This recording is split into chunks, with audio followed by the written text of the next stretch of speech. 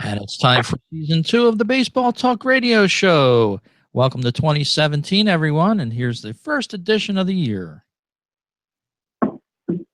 Whoop.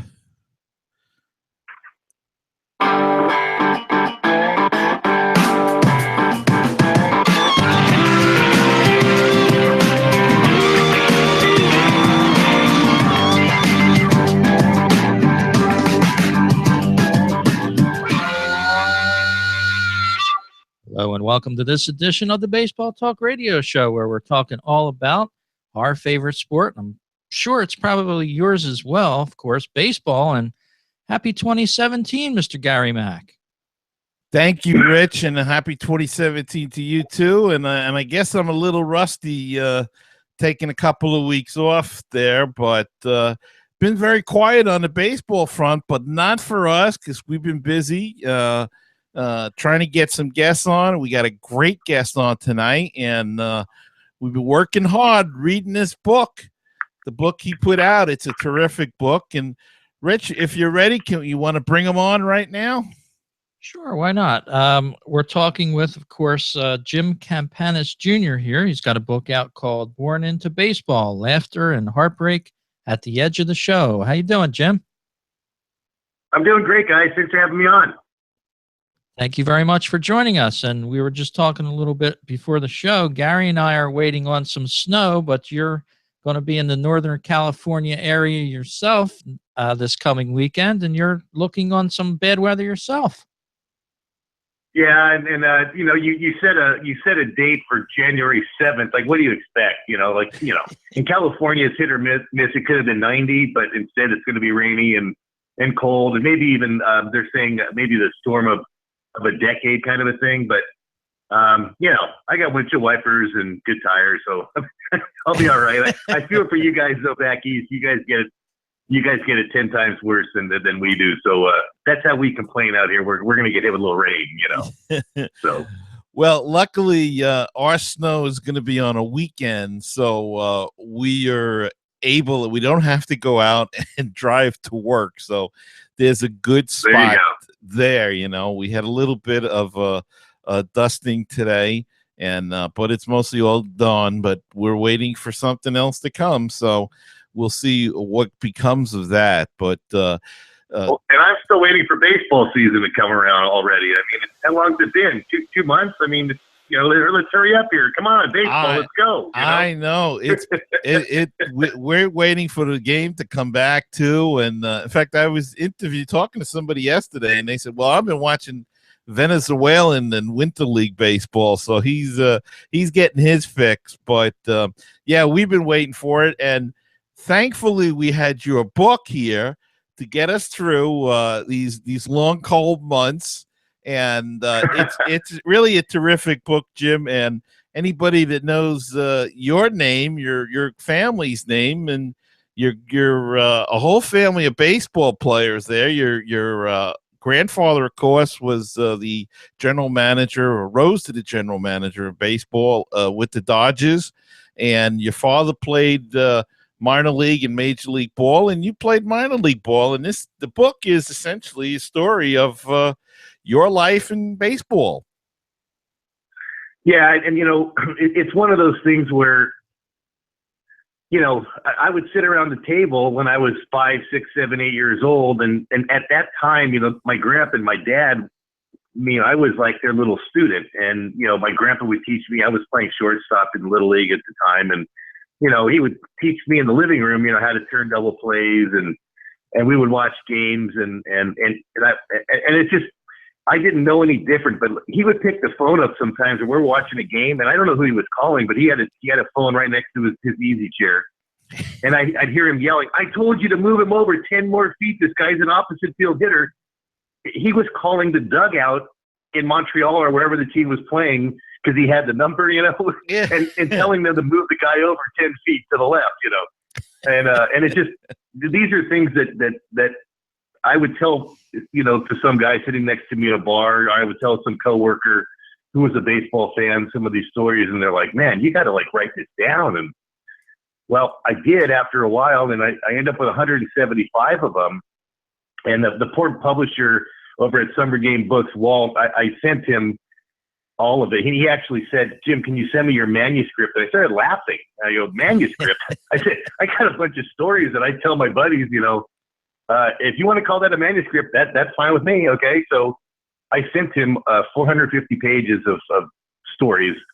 And I have to say, I couldn't have done it without him. I didn't know what to do with all this content. And he was able to put together what I believe is a very coherent and book that is not chronological, but it is in sections, and it allows you to understand sort of the ways we did things in baseball, whether it was with my grandpa's generation, mine, or my dad's.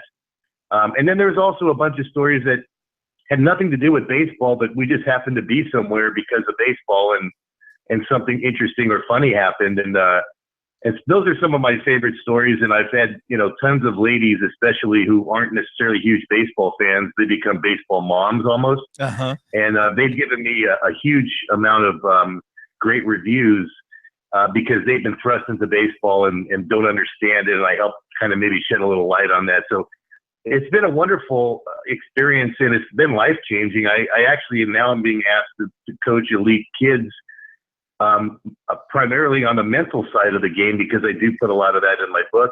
It's how I believe I got to where I was able to get to, not necessarily on talent alone, but also on understanding how to actually play the game and being prepared for it mentally. It's a big factor in separating, guys who are almost equal in talent, So anyway, it's been a fantastic experience so far. And I have another book ready, but my publisher says, you need another year to get this thing going.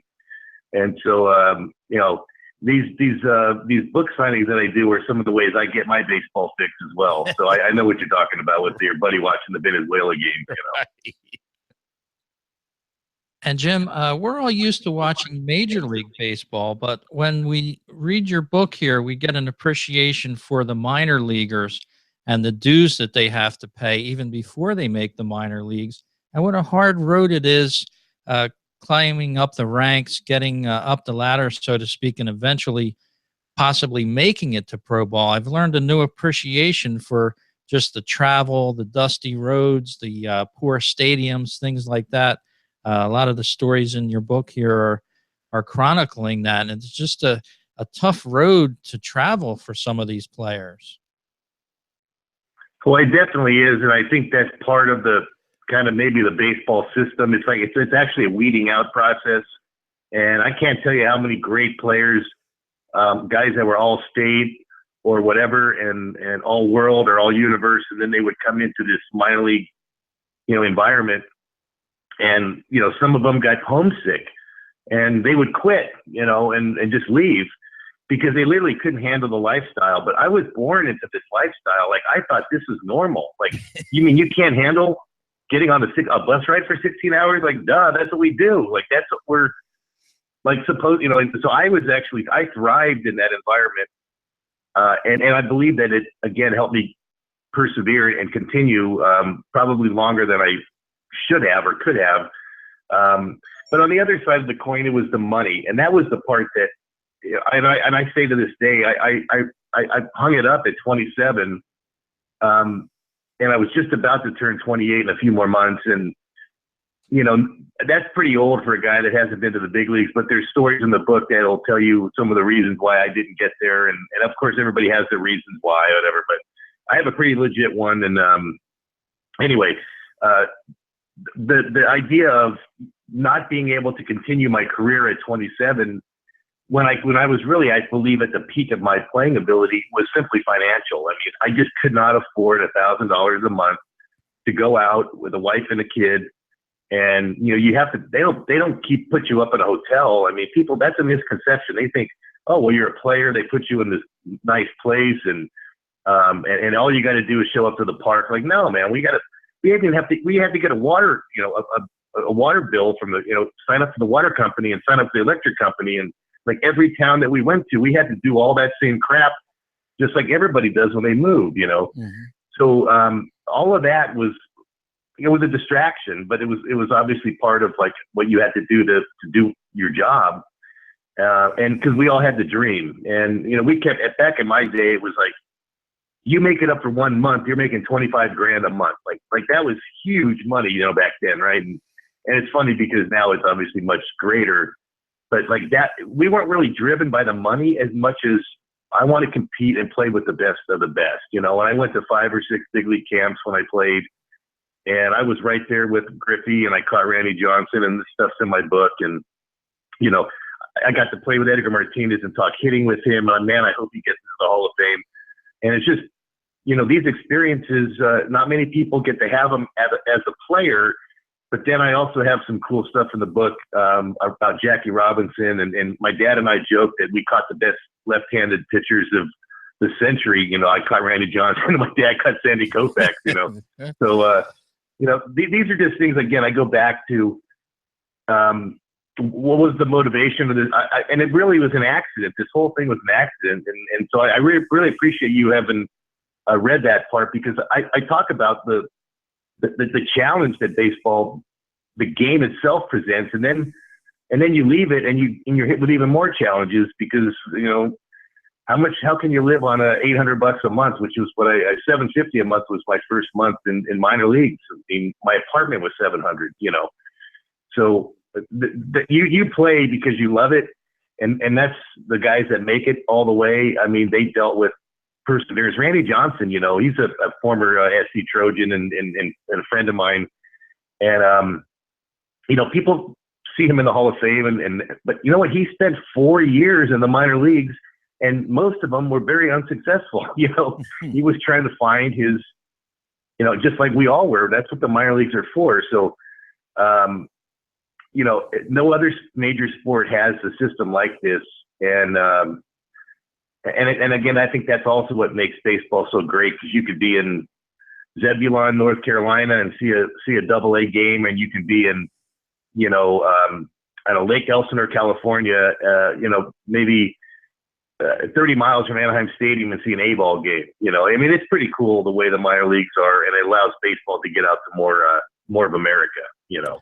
It really does. And even in New York here, I happen to also do a podcast that covers a New York Penn League team, the Brooklyn Cyclones, which is a short season A-League team of the Mets, and being a Met fan.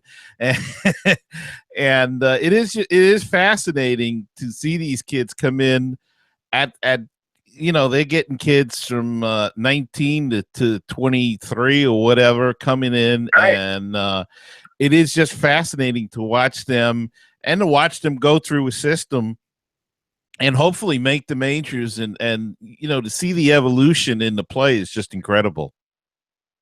Well, like Corey Seager, your rookie of the year for the Dodgers, you know, he was in this little Rancho Cucamonga, was the A-ball team for the Dodgers. And I want to say it was like in 2016 or 2014, he was in the team photo, you know, and in 2016, he's the rookie of the year, you know. Yeah. I mean, it's pretty neat when you kind of follow these guys through. And I saw the same thing when I was a player. Some guys would just come through and you're like, oh man, like, you know, and we knew Griffey was going to just skyrocket. But he went up faster than even the Mariners wanted him to at 19. And I was on the team in spring training, and they did not want him to make that team. They put him up against the nastiest left-handed pitchers, and he broke the Mariners record for most hits in a season, in a spring training season.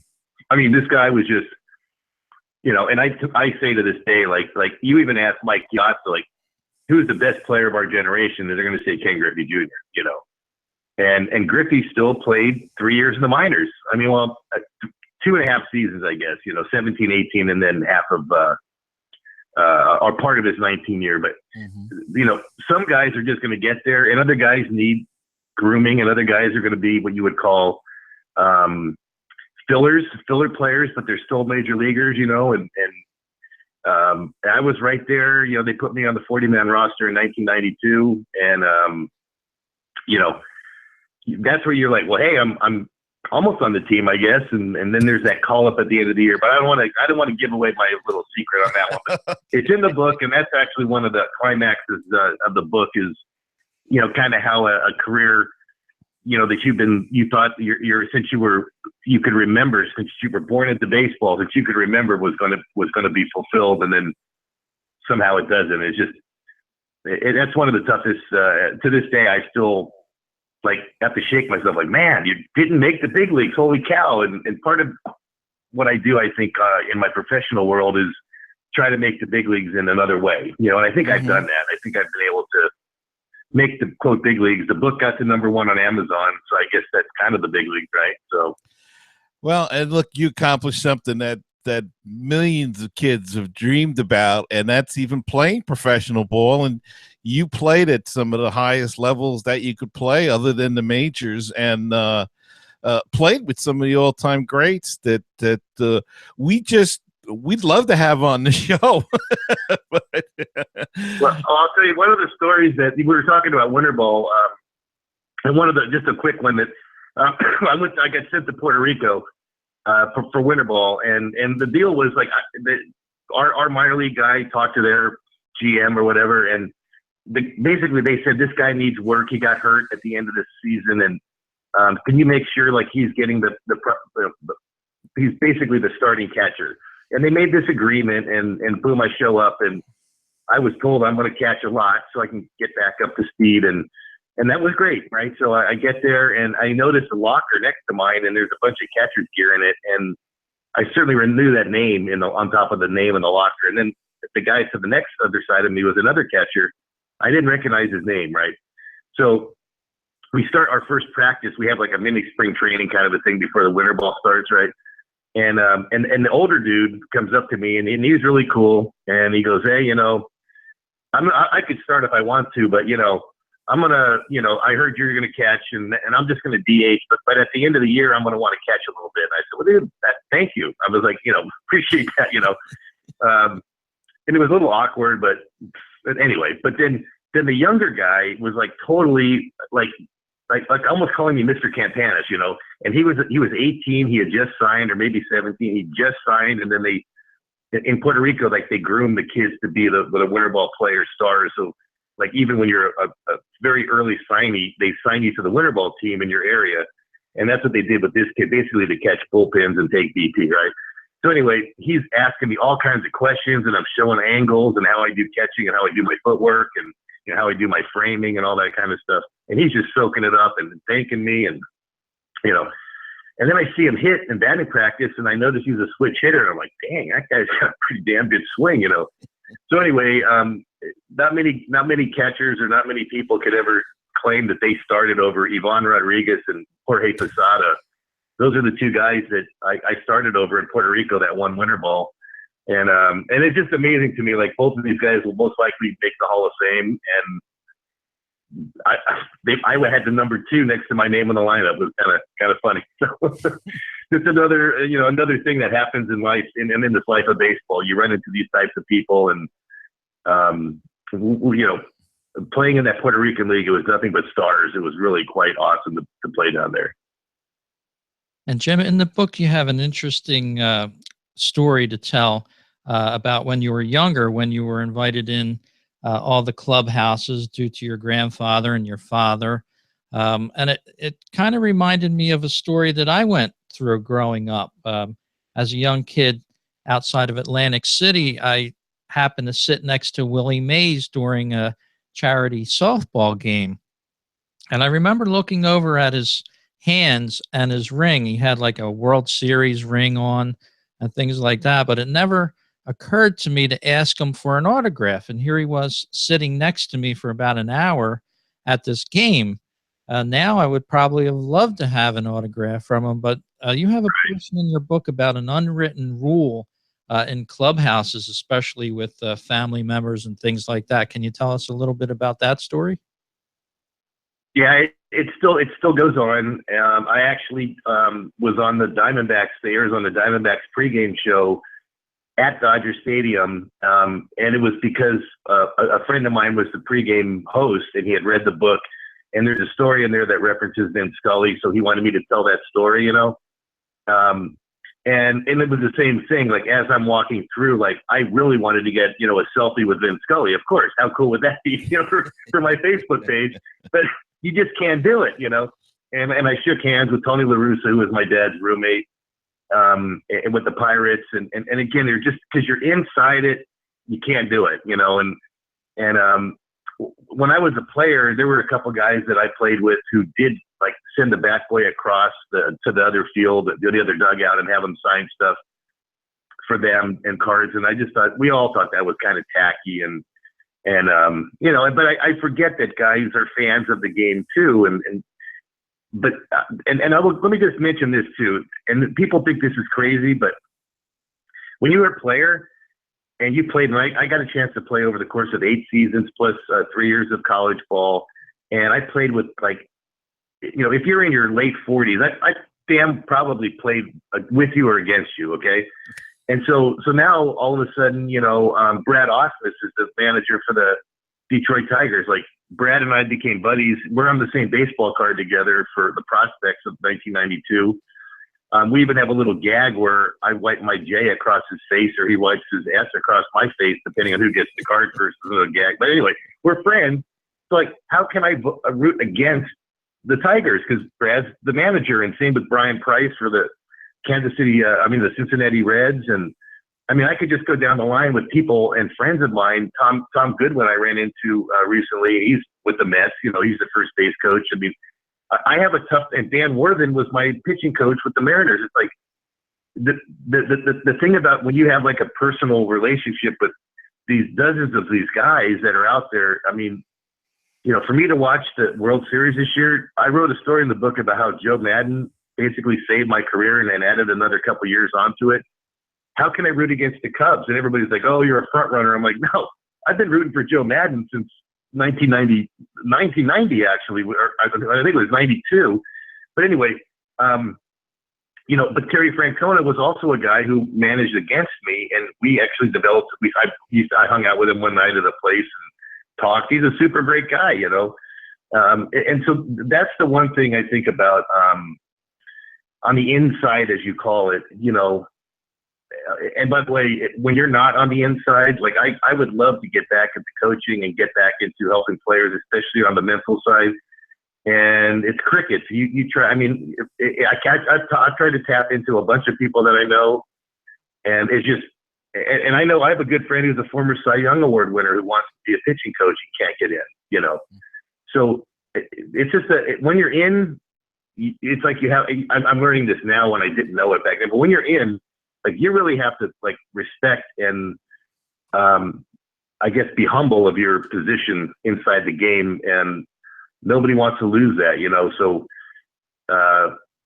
that, and I think you're referring to the story that I got my first autograph from Hank Aaron when I was a kid, and I played with. I thought that was the greatest thing in the world. I got my only first ever autograph. I was about 9 or 10 from the home run king himself, and I cherished that ball. But of course, 2 weeks later, when we were playing over the line on the street and the ball went down the sewer, I just went and grabbed the closest baseball. We finished playing, and that was the Hank Aaron ball, And so my first ball ever ended up being all shredded and torn up. So, but no, I that is a great point, and it's something that I did not realize until I told that to other people, and they thought, "Wait, you don't have all the autographs stuff from all those Dodger players?" I'm like, nothing, not one thing, So there you have it.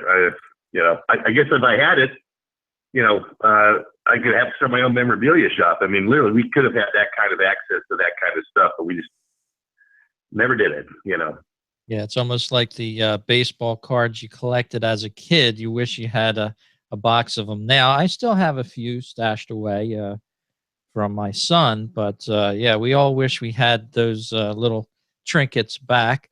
We're talking to Jim Campanis Jr. Born into Baseball is the name of the book. You can find it on Amazon.com or anywhere you can buy good books. It's put out by Summer Game Books. You can even find them at summergamebooks.com. And Jim, speaking about memorabilia, your father had a piece of memorabilia that you somehow got rid of to go to a prom. Yeah, so this is one of those stories where baseball's kind of the backdrop. But my dad had a whole bunch of jerseys that he used to collect from the teams he played on, and I'm talking like, teams from Venezuela and Mexico and Dominican, along with Dodgers and Royals and Padres and Omaha and Albuquerque and like every team, right? So Then he might have had 20 jerseys. So like when I had sleepovers, my friends and I would pull out the jerseys and like, which one do you guys want to use for your pajamas tonight, kind of a thing, you know? And so, and some of them had his name on the back and some didn't, you know. But anyway, there was this one jersey, and it was a little bit smaller than his, but anyway, it didn't have sleeves, and it was gray, and it was a Pirates jersey. And I thought, yeah, I don't remember my dad's teams ever not having sleeves, but whatever, you know. And I just didn't. There were two of them. There was two different ones, and one was number 17, and one was a very like famous number. Okay. Anyway, I take it the number 8, okay, to this new sports shop that just opened up in my hometown because I needed money for prom, and I'm thinking this thing's got to be worth $100, and that's enough for tickets and maybe dinner at a nice decent restaurant, you know, and so. So anyway, I walk in there and the dude's drooling, and I'm 16 and I can tell like already like, oh no, it's 150 now, you know. And I stuck to my guns, and the guy wanted to offer me 75, and I'm like, sorry, sir, I have another one just like this, and I'm sure I could sell 2 of them, you know. Oh, you have another one? And I'm like, no, but I'm just going to sell this one right now. And anyway, he gave me $150 in 1986 money, which was pretty decent for a kid, right?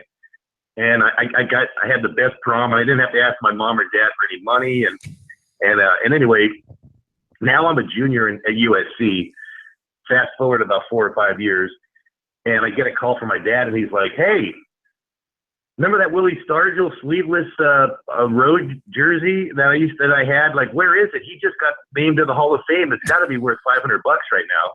I go, "Yeah, Dad." So I told him the story, and man, I was so glad I was on the phone with him and not in person. he was pissed. But I reminded him that I saved him all kinds of money, you know, from that prom that year by selling this jersey for $150. And that he didn't want to hear any of that crap. But, No, you know, another one of my live and learn moments of, you know, at least I didn't take the Roberto Clemente helmet to the place, so that's a good thing. And I knew that was sacrilege. That would be like big time trouble if I got rid of that. So, and to be quite honest, I did not know that was Stargell's, you know, jersey. I really didn't. I thought it was because seemed like it was so old that Stargell would have played, but it turned out it was one of his first few years where he was much thinner than he ended up being, and they wore those sleeveless jerseys, you know. Right. So live and learn, right? Well, you mentioned about your father, and of course your grandfather was a baseball lifer as well. He was a scouting director and a scout and did all kinds of things, and ended up being the general manager of the Dodgers, and of course had a fall from grace in what I still think was a setup interview, but that's not here nor there. But a couple of interesting things about your grandfather is I love the story about, as you said earlier, about him calling from home to the dugout, but also he had a phone in Dodger Stadium, I guess it is, and he used to call down right to the dugout from there as well. Yeah.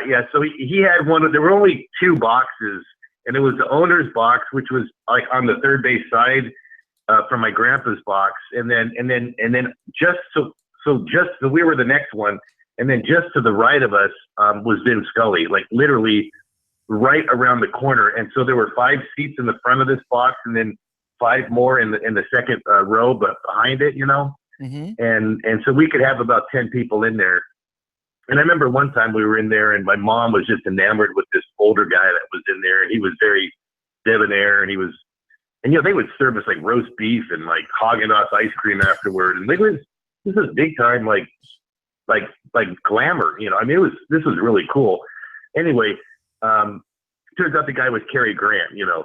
But this would happen over and over again. Like all these famous guys were rolling in, and I didn't know any better. I'm 7 or 8 until, remember, I don't know, you might be dating myself here, but Captain and Tennille, big group in the 70s, right? Oh yeah. And Tony Tennille and well, the captain was a huge baseball fan and got her involved in it. So they came to the game, and I didn't know she would be there, but we were listening to really her songs like on the way on the radio, and we were all singing, me and my sisters, you know.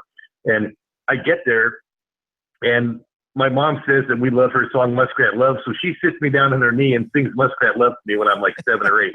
And this is baseball. Like but yes, my grandpa had a phone, and the phone could call anywhere in the world, but it also had a direct dial to the bullpen and a direct dial to the dugout. And just like he would do on the road, he would call down there sometimes and just rip the hell out of them for not bunting, or why is this guy up playing here when we know our scouting. And my grandpa was still a scout-minded person, and so when he saw that the alignment of the defense wasn't set up to where the scouting reports were set up, like he went crazy, And I think he was way ahead of his time, because you see nowadays, the outfitters actually have like quarterback cards on their arms, like to know where to line up for each batter on the team. I mean, that's how sophisticated it has become, and that's what the Dodgers are trying to do way back in the 70s with these scouting reports. So he was so I think ahead of his time in so many ways. I wish he could have seen the digital era, because I think he would have figured out even more cool things to do just with his innovations. That was one of his I think greatest things. He invented the glove that had the orange target, and it's called the Campanis target mitt. It was a patented glove, and then he's done a number of other things in his life, and certainly the Nightline incident that you referred to was definitely a game changer for all of us. I just happened to be a player at USC at the time, and man, they let me have it. The other teams and the other fans, and then every game I ever played with that name on the back of my jersey, man, somebody got me. Even if I was in Puerto Rico or Japan, I didn't care where it was. Like, somebody was ragging on me, And that was I just dealt with it. That was just part of life. And honestly, it actually a lot of times inspired me to do better when maybe I was a little bit in the, in kind of like the day-to-day mode. They would kind of kick me in the ass, and I'm like, you know what, let's do this. And it oftentimes would help me,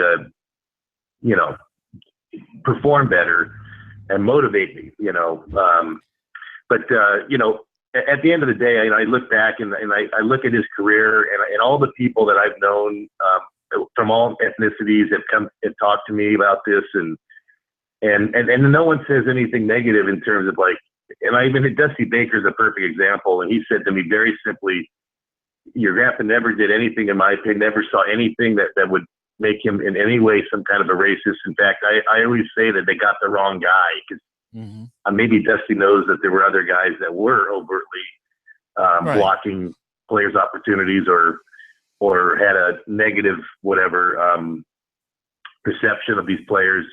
And he said, man, they got the wrong guy. Your grandpa was not one of those, I guess, good old boys or whatever they would be called, So did he ever? This is something that's still, it shaped our families from that moment. Though it shaped where our family ended up going, and it wasn't where we always thought we were going to go.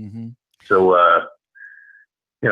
still kind of a weird thing, but I think mostly people understand that it was taken out of context, and the guy never had a racist bone in his body, Did he ever sit down and talk to you about that, about what happened and at all, and sort of give? Oh yeah. And I mean, he did. And then one of the things he said is, make sure you be very careful in what you're saying. And I think he was mad at himself for saying stuff that was, from his old generation that they would just say around the locker room. And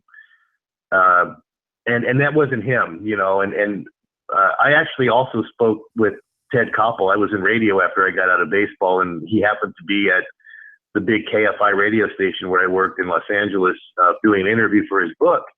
And he actually told me that he dedicated an entire chapter to Nightline and because he felt like that was one of the most important things that he had done. And he was also, I don't want to say, I feel he felt guilty. And then the producer, Richard Harris, of that same show also has reached out to me, and we are now friends. And he was one of the first guys to get my book. And he still feels like, one of the things that I wish we could have fixed or changed or modified or, tweaked or whatever was how this got out. And, you know, I appreciate these guys and their, obviously our family was very angry the way it went down. But I think at the end of the day, like, you know, everybody's trying to do the right thing. And I guess, you know, and everybody that's ever come up to me has said something just similar to what you said, like got railroaded or got, you know, and if you read the transcript though, it's kind of tough. But the thing that scared, that freaked us out the most was like, we never saw this coming because he doesn't have he never had a racist bone in his body, and he helped more players of other nationalities get to play baseball than pretty much anybody that you could find. And so this is why it was so surprising to us. And now after the 25 coming up on 30 years of that Nightline incident, we just kind of brush it under the table because under the carpet, because really he's been there's been so many people that have come out and said that this is not the real guy. This is just something that happened. And so, you know, it'll be this next season. It'll be the 30th year, April 6th, 2017 will be the 30th anniversary of that Nightline incident. So kind of crazy, but people still remember it from 30 years ago. And the odd part about that whole interview was that he did answer the question correctly the first time. And then it was like Gary said, it was sort of a pushed into type of almost like baited into that sort of banter. But nevertheless, I think we can see through that and know that, you know, your grandpa was not that way. I don't think you become a general manager of a baseball team, especially in a multicultural area like Los Angeles. You certainly don't become a GM for being that way. But another great story you have in your book that I really touched on was the part where you're talking about steroids. And of course, we have another Hall of Fame vote coming up in a couple of weeks here. And I think you hit the steroid type of question right on the head there in your book. You sort of talk about it. Some of the guys either did it or they did not do it. But towards the late 80s and early 90s, that was very rampant in gyms across the country, from Main Street USA all the way up to professional athletes. And it was just sort of something that swept over the country in addition to sweeping over baseball. And I just wonder your feelings about how you think some of these guys, either they should or shouldn't be elected into the Hall of Fame due to that usage. Yeah, and so, you know, I never took steroids, and I lifted and I took protein powders and stuff, and I felt really strong. I can imagine these guys probably felt even stronger, you know, doing steroids and the recovery factor and all that. But I will tell you what, you know, there were tons of football players on steroids and basketball players and track athletes, but could they hit a 97-mile-an-hour fastball in the inside corner? I mean, no. And so I believe that it is, first of all, when I was signed in 1988, it was not illegal to be on steroids. They didn't even test it. You know, they tested in the minors, okay, but it wasn't tested at the major league level. And it wasn't illegal until like a decade later. I mean, it wasn't illegal. And that's the part where, if you were in the culture we talked about earlier in the show, the inside, if you're on the inside of baseball in those years, it was encouraged.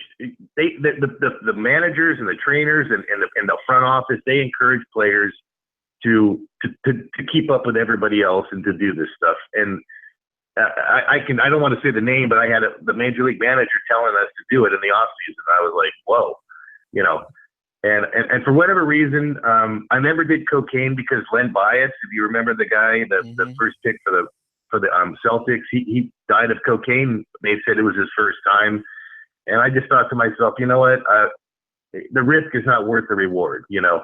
And I felt the same way with steroids. They talked about, you know, some people, you know, either it's a hormone and it can cause who knows what it can cause, So that was just one of my personal choices. Like, I didn't feel like, I thought protein powder was going to be just as helpful as steroids, and, but I'll tell you, the part that really irks me is, like, name a sport where the top scorers or the top people in an era are not in their Hall of Fame. I mean, you look at football and half of them are felons and they're in there.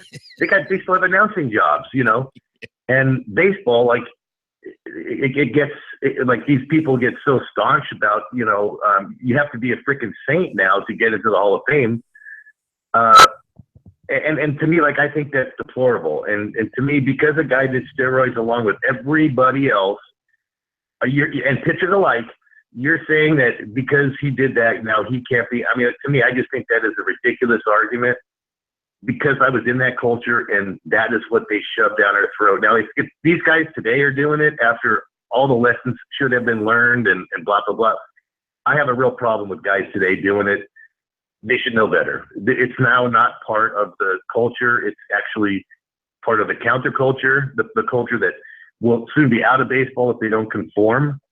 And so when you think about Barry Bonds not being in the Hall of Fame and Roger Clemens not being in the Hall of Fame, I mean, I can't even believe it, And because if you were to tell me back in 1995 or whatever that these two guys would not be in the Hall of Fame someday, I would laugh at you, And so would everybody else. These were the perennial best players in the game, and they are not in the Hall. I mean, so I see their names on the ballot, and I've seen some of the people on Facebook. They share their votes, and it seems like some of them are leaning toward leniency in that regard and voting for these kind of guys, and others are just still taking that stance of they don't belong, And I just think that's wrong. I really do. And if they were in my shoes or in these guys' shoes in those years, they would have a different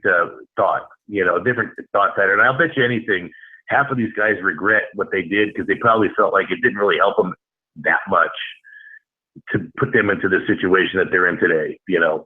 Probably I would say Clemens would be at the top of that list, but you can't change it now. And so, I just hope these people come to grips with how things were back then, and certainly don't vote in, these Milky Cabreras of the world who've been caught a couple of times. These kinds of guys in the future, they're just doing it because, like, they feel like that's the only chance they have or something. I don't even know why they keep these guys trying to break the rules nowadays. But back then, they weren't breaking the rules. They really weren't, because there weren't any rules in place. And that's my biggest quirk on this thing. But I'll get off my soapbox now. Sorry, guys. But I really just feel strongly that the best players of my generation should be in there. I guess, looking at it from a fan's perspective is, after the strike in '89, baseball came back. It was slow to build up. They had that tremendous race between Mark McGwire and Sammy Sosa. Fans were sitting back and didn't know what was happening as the ball changed. There was articles about, are the bats corked? You couldn't go into a laboratory and say, oh, these guys are taking drugs. I mean, that I think was probably the last observation from a fan sitting at home. They were just enjoying this home run back and forth. You had Mark McGwire hitting 70 some odd home runs that one year, and him and Sammy Sosa going at it. And then you find out years later, oh, well, that's how they did it. They were both juiced up on steroids. And would have they been able to do that without that? And I think probably the answer is no. Yes, they could hit a long ball just like anyone else. But you had Mike Schmidt, guys like Dave Kingman through the years in the early 80s. They were getting 30, 35 home runs, maybe 40 occasionally. And that was the limit almost if you were going to face good pitching. And then I think that's where a lot of the backlash is, that, guys that are my age now went through that.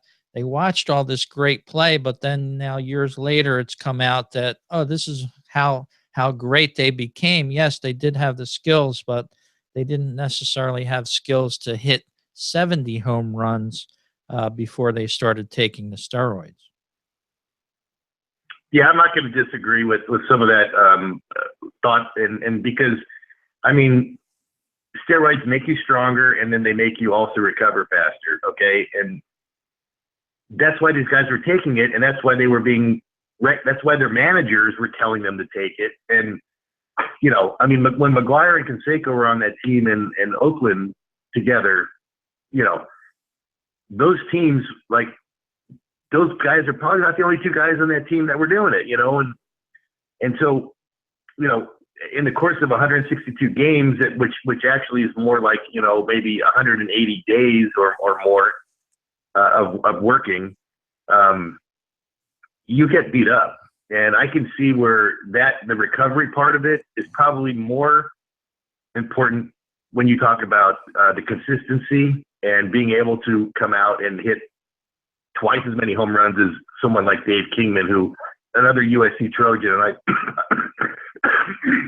excuse me, I've been on the field with him, taking batting practice with an aluminum bat before, and that was scary. I mean, that's a dude. I mean, Dave Kingman could hit a ball 500 feet with our old aluminum bats back in the day. It was unbelievable. But if you put Dave Kingman on steroids, you're right. He's a guy who probably could have hit 100 home runs. But I want to go back to the fact that McGuire had a great swing. Sosa had a great swing. Barry Bonds, I caught when McGuire was hitting. I caught before when Barry Bonds was batting. And like, Barry Bonds had no hole in his swing that certain pitchers could. So, I mean, I got a right-handed guy pitching, you know, who tops out at 90 with a little sinker and a little slider, and he's a major league pitcher. I'm telling you, the major league pitchers today are better than they were when I was there, or there's more of them that are better, okay? Well, some of these guys, like, they didn't have a pitch to get Barry Bonds out. Take the steroids away, take everything else away. That dude had a great swing. And when you sit there and you're catching and you're like, I don't even know what the fingers to put down right now. You know, that's when he's taken the competitiveness of baseball to like another level, you know. So that's the part where, even though you're right in what you're saying about strength and so on, Barry Bonds' swing was so freaking perfect and so catered to hitting home runs. I mean, you had to make him get himself out, because you couldn't get him out most of the time. Most of these guys, especially right-handers, just didn't have a pitch to get him out, you know. So I don't know. That's my soapbox again. I just still think certain guys, and Clemens, you know, I mean, he didn't put the 93 mile an hour, 94 mile an hour pitch on the corner. The steroids didn't do it like he did it. You know, his skills were our major league level. I'm sorry, Hall of Fame level. So I don't know. I still believe these guys should be in there without an asterisk. Well, Jim, one great thing that I liked about the book, as an old catcher myself, not on your level though, but I did like the instructional parts, and some of the stuff was just I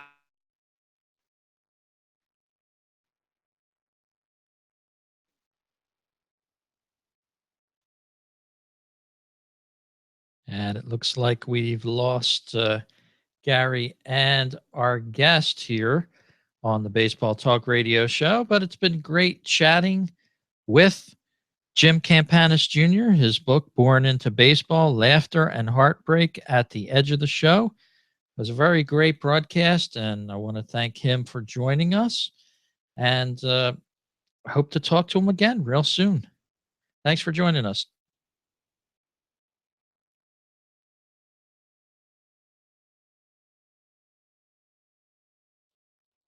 But anyway, no, I got to USC. They did put me back to catch, and I was catching mostly bullpens, and then I would catch occasionally in games my freshman year, but mostly I was DHing and playing first. So my sophomore year, I was the starting first baseman, and then I would occasionally catch, and I led the team in home runs. And so they were just keeping me in the lineup for my bat. Well, then my junior year came around, and they decided, you're our full-time catcher. and I had played a summer in Alaska, and I was getting better, but I still was not good, you know. Mhm. And then Brett Boone was a freshman. He came to USC as a freshman, and I was a junior. We were a couple years apart in age. And of course, we were friends before that because I used to bat boy with the Angels, and I knew his dad, Bob, you know. And so I was over at Brett's house one day because they didn't live very far from us on a Christmas break, a spring break, kind of like, I mean, a Christmas break, kind of like around now. And Bob saw us. It was about 8 o'clock, and he's like, "Hey, we're going to go to Vegas. You guys want to go with us?" We're like, "Yeah," you know. So you know, here in LA, and you know, it's about a 2.5 hour, 3 hour, well, about 3 hour drive. So we pile into Bob's truck, and we drive out there, and then we gamble all night, and then about 6 in the morning, the sun's starting to come up. We start driving home, and Bob pulled in to get some gas and some coffee, and I went in and I got some coffee too, and he's like, "Campy, man, you gotta stay awake because you got to keep me awake, man. I can't fall asleep, you know, with you guys all in the car." And I said, all right. So as we're driving, I'm at, you know, small talk, and finally I didn't know what else to say, and I go, "Bob, I watch you on TV, and it's like you always miss balls off the tip of your glove, and you get into this super ball crouch, like very unusual. Can you explain what's your technique? You know, why are you doing this?" And it was like I saw his eyes light up. Like he didn't need coffee anymore. He went on a 2.5 hour rampage of catching and this technique that he used that I term it the Boone funnel technique, because you know most catchers they catch the ball and then they try to like frame it, you know, Mm-hmm. and like by turning their gloves, and umpires see that. They're not. I mean, the umpires are dumb, but they're not that dumb, you know. But they see the frame job that you're trying to do, and low and high and everything, and then when you hold it out front for like 5 minutes, then the fans start yelling, "That was a strike," because it looks like a strike after the catcher frames it, and that pisses the umps off even more. So Bob was telling me all this stuff, and he was just describing how he did it by catching the ball super far out in front and not moving his head at all. Like he said, that was the key. And that was opposite of what they were teaching me when I was learning how to catch, was you always move your head to catch the ball so that it looks, you can see it better, you know. And Bob was like, "Well, that's why balls tip off my gloves when no one's on base, because I don't give a crap. I'm trying to steal a strike. If I can keep my head totally still and catch it like on the outside corner for a right-hander, if I could catch it in just like in the webbing, the umpire whose head is set up on the inside corner for the right-hander has to look all the way across home plate. And for a split second, he sees the ball, and then I don't hold my glove out there like everyone else. I suck it into my chest. So now the ump has to make a decision. Oh my God, was that a strike or a ball? And he's got to do it real fast. And I didn't move my head, so he stands up and with a really loud and confident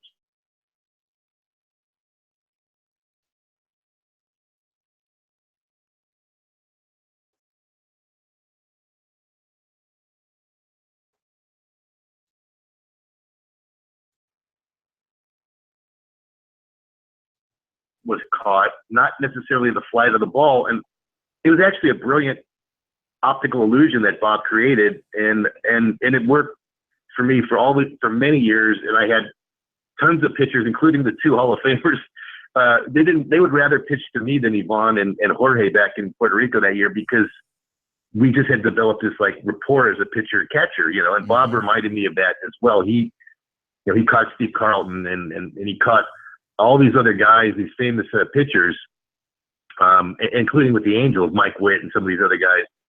And he's like, you know, you have to get them to, you know, and this is part of the mental side. Like you have to control them. You're almost like a psychologist. So that little 3 hour drive back from Vegas, you know, as soon as I got back home, I went right into my room and I was exhausted, but I still wrote everything down as fast as I could, every memory that I had, and I put it in an envelope and I put it in my baseball bag, and I kept it in my bag for the rest of my career in case I ever needed to go back and look at those notes.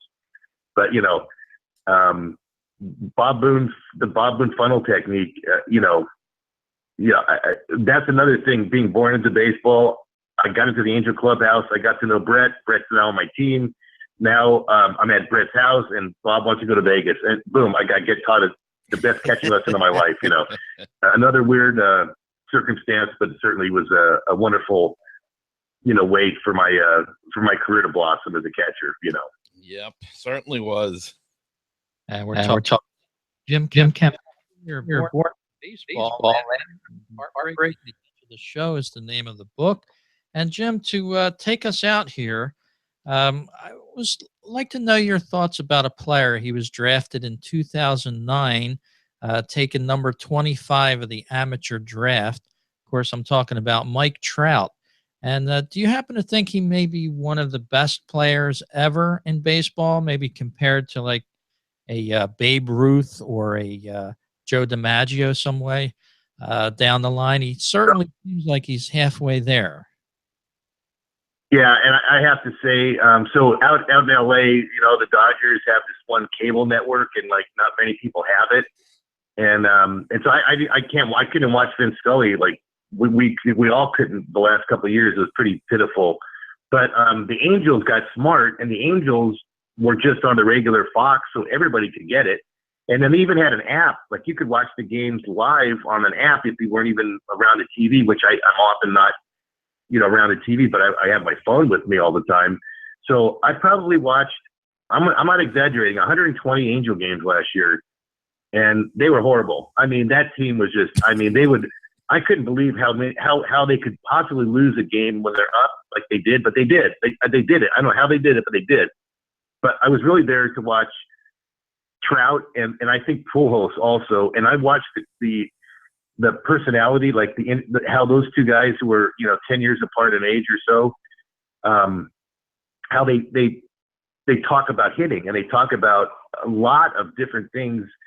So when you say is Mike Trout, I'm saying he's definitely going to be, I believe, in the annals of the Mickey Mantles of the world and whatever.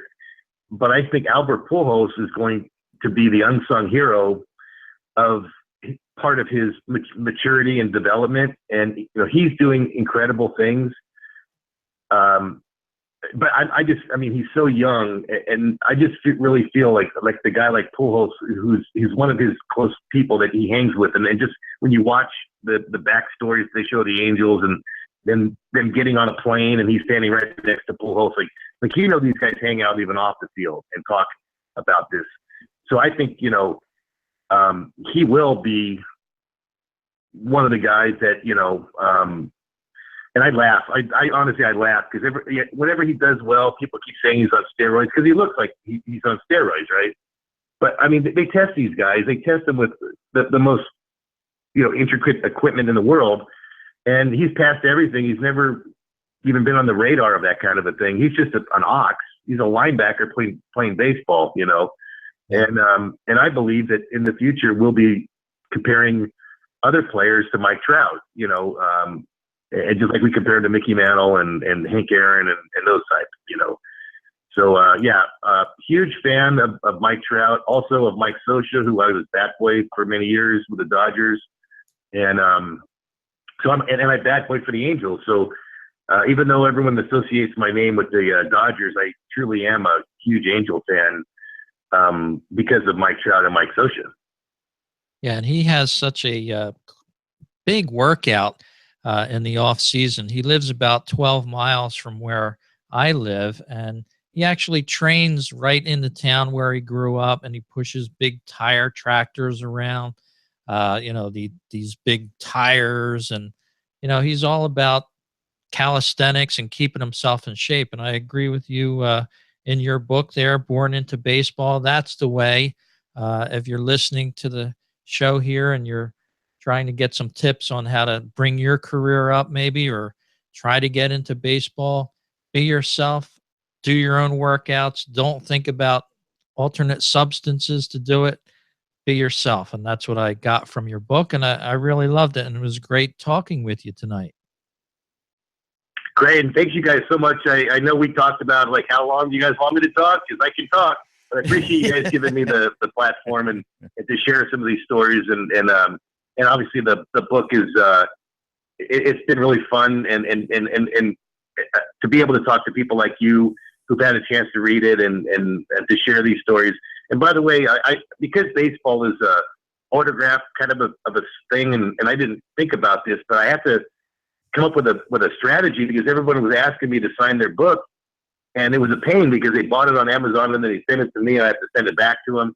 So I just set up my own bornintobaseball.com website where my dad and I both signed the book, and then we have autographed bookmarkers. They're baseball cards basically of my dad and me and my grandpa. Also, my grandpa was a Brooklyn Dodger, so before he became an executive. So we have those in the book, and you know, just another thing for those people who want to read the book, but also like to have the baseball memorabilia part as well. Any chance of you coming to the East Coast to sell the book at all? Trying to figure that out. In fact, I have a few friends who told me up in Connecticut that they have places for me to visit, and then through New York City as well, like the whole New York City, and I think Walt would be able to pull me to some places you know, from Summer Game Books into Jersey, and we have a couple of bookstores where the book is in those cities. So I'm trying to figure that out. I also have some people in the Carolinas that want me to visit, so I was thinking I could do a swing through there. But of course, it takes a little planning and a little bit of you know, creativeness to try to figure out how to pull it all together in a short time. But I certainly would like to get out there, no doubt. All right. Well, I advise everybody to pick up this book, Born into Baseball by Jim Campanis Jr. It's a terrific book. And Jim, again, thanks for coming on tonight, and I hope we'll keep in touch and have you on again, and we can talk more baseball. I love it, and go Mets, right? Yes, sir. All right. Well, thanks again for your time, both you guys. I really appreciate it, and anytime you'd ever like me back, it'd be my honor. Okay. Jim Campanis Jr., Born into Baseball. Thanks so much, Jim. All right. Thank you, guys. Appreciate it. Good night, Jim.